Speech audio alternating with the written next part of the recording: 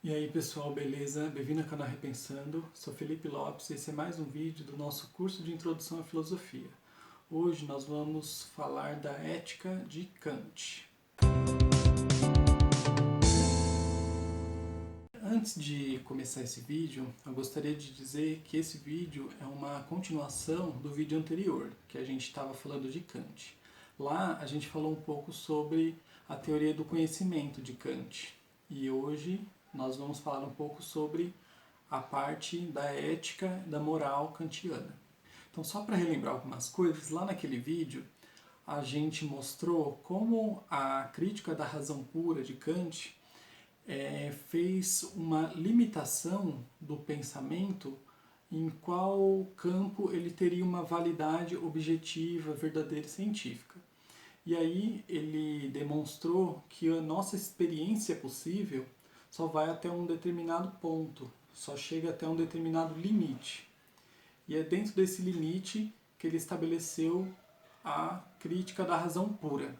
Uma outra separação que a gente fez lá também é a separação entre fenômeno e coisa em si. E só para relembrar, fenômeno são as coisas do modo como aparecem para nós. Então, quando nós observamos alguma coisa, aquilo aparece para nós de uma determinada forma, que vem uma parte do objeto e uma parte é as formas da percepção e do pensamento do sujeito. E, além do fenômeno, tem a coisa em si, que para nós é inacessível. Pode ser só pensada através do pensamento puro, digamos assim. O pensamento puro pode criar conjecturas, ideias acerca da coisa em si, mas não conhecê-la de fato. Na crítica da razão prática, que é o livro em que Kant estabelece o seu sistema, sua filosofia moral, ele vai partir justamente daquilo que foi deixado de lado na razão pura. Ele vai partir justamente da coisa em si ou do pensamento puro.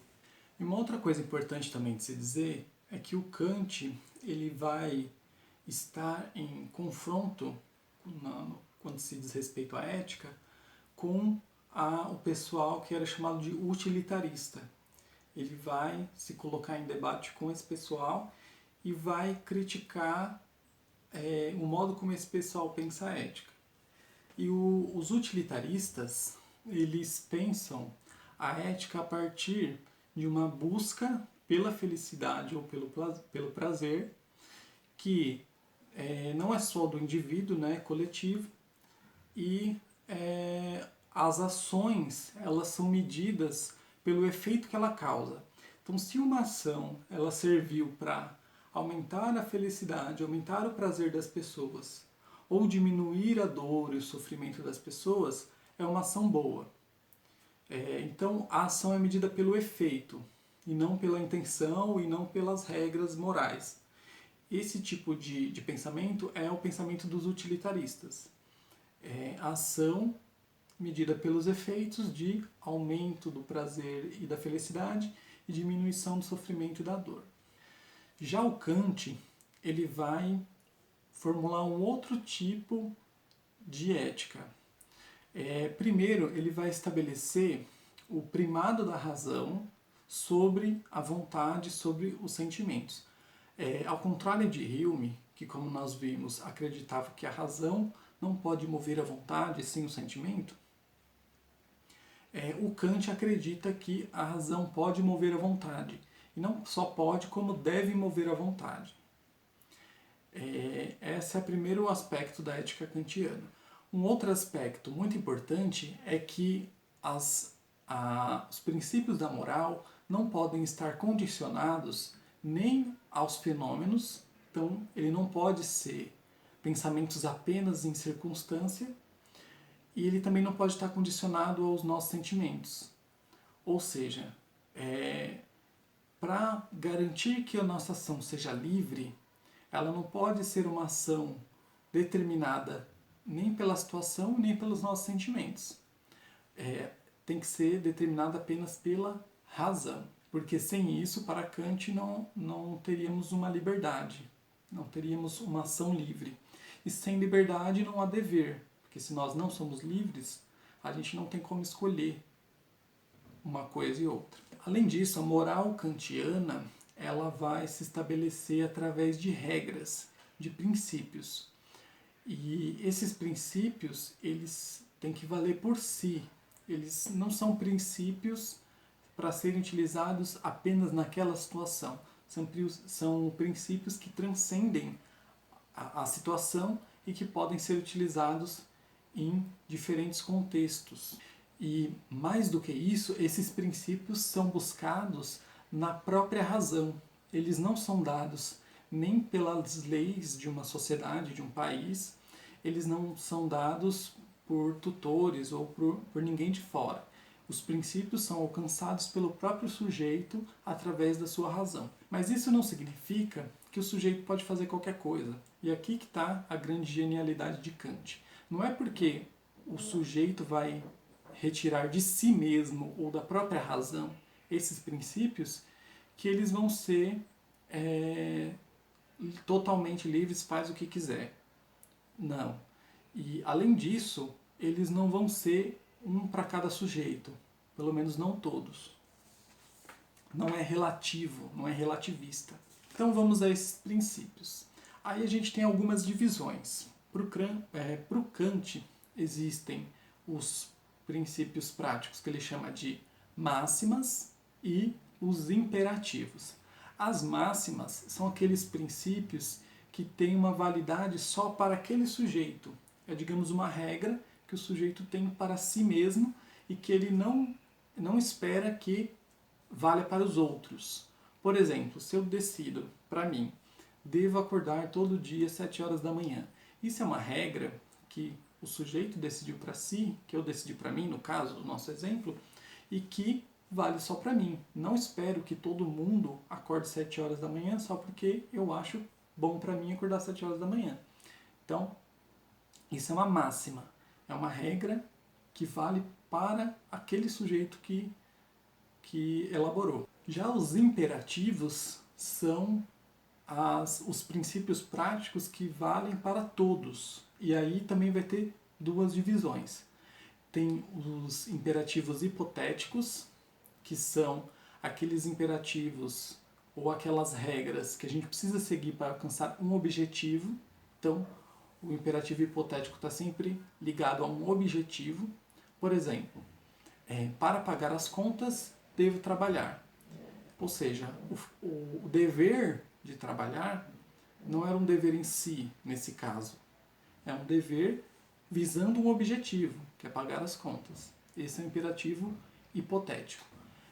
E o imperativo categórico, que para o Kant é o mais importante de todos, é aquele que é um dever que existe e tem que ser seguido por si. É um dever pelo dever. E é a forma mais alta de moral. São, digamos assim, as leis morais que tem que estar no centro da ética. Além disso, é mais importante a forma do que o conteúdo. Não está determinado por nenhum conteúdo. É a forma da lei e do princípio que é mais importante e que serve para encaixar cada coisa em determinada situação. Mas é a forma que é o mais importante. E aí eu vou fazer a leitura da formulação mais famosa do imperativo categórico. Diz assim, ó: age de modo que a máxima de tua vontade possa valer sempre e ao mesmo tempo como princípio de legislação universal. E vamos entender isso. O que ele está querendo dizer?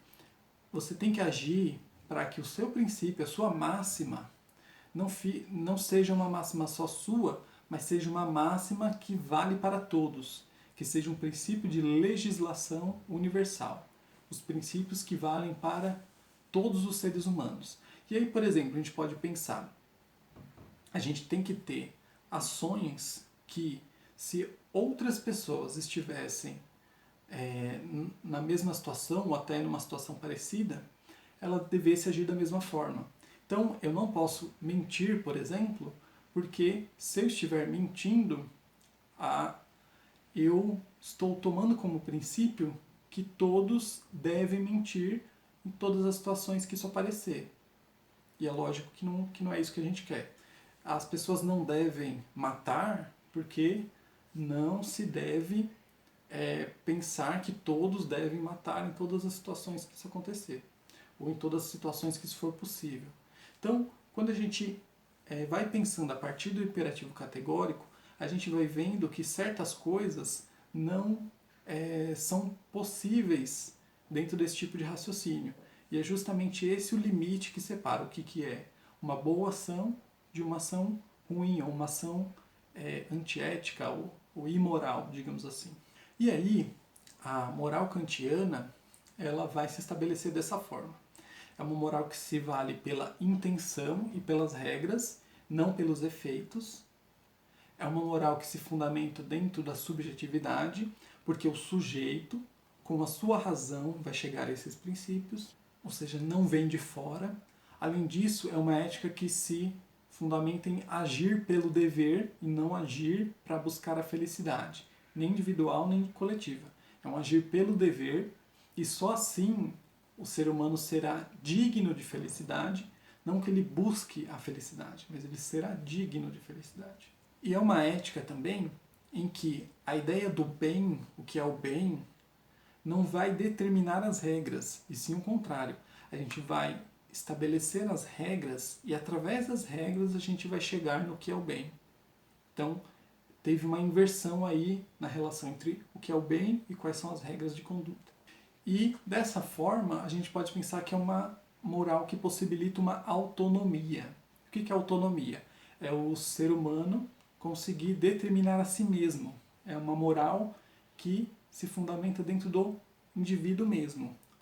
E aí a gente pode voltar para um texto do Kant chamado O que é esclarecimento, ou o que é iluminismo, dependendo da tradução, onde ele fala que o ser humano sempre dependeu de líderes para guiar a sua ação, a sua ética, até seu pensamento.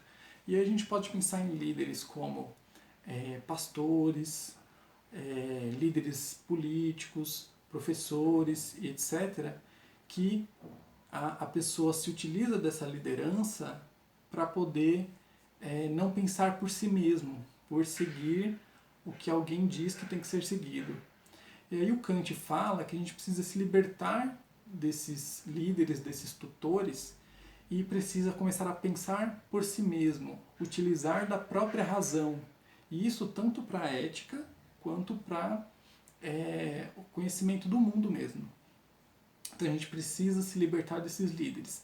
Assim a gente vai estar saindo de um estágio de menoridade para um estágio de maioridade. É como a passagem da criança e do adolescente para o adulto.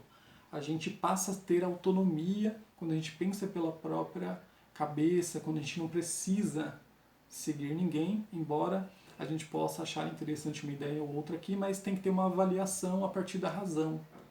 E não só isso, o ser humano também precisa se colocar publicamente, ou como diz Kant nesse texto, fazer uso público da razão. O que significa isso? É se colocar no debate, é buscar entender o que acha correto e se colocar, fazer discursos, debater, colocar o seu posicionamento publicamente. E isso é muito importante para garantir esse esclarecimento, essa ilustração, ou iluminismo, né? O termo é traduzido de várias formas. O termo em alemão é Aufklärung. E aí tem uma frase interessante nesse texto que é o sapere aude, que é latim, significa ouse saber, tenha a ousadia de saber, que é, digamos assim, é o motivo do texto, é o que direciona toda a argumentação do Kant. Tenha a ousadia de saber, de fazer o uso da própria razão e de se colocar em público a partir desse uso da razão. Certo? Então, para aprofundamento, eu vou indicar aqui esse texto do Kant chamado O que é esclarecimento, ou o que é ilustração, ou o que é iluminismo. Aí vai depender da tradução. Mas qualquer um desses é o mesmo texto. Eu sugiro que vocês leiam, é um texto curto e muito interessante. mais tranquilo de ler do que os outros textos de Kant. E esse texto eu acho que é uma boa ideia de como Kant imagina que as pessoas devam se portar. E é isso. Curte o vídeo. Se você gostou, comenta aqui embaixo o que você achou, compartilha aí com quem você acha que pode se interessar. Não se esquece de se inscrever no canal aqui embaixo. E é nóis!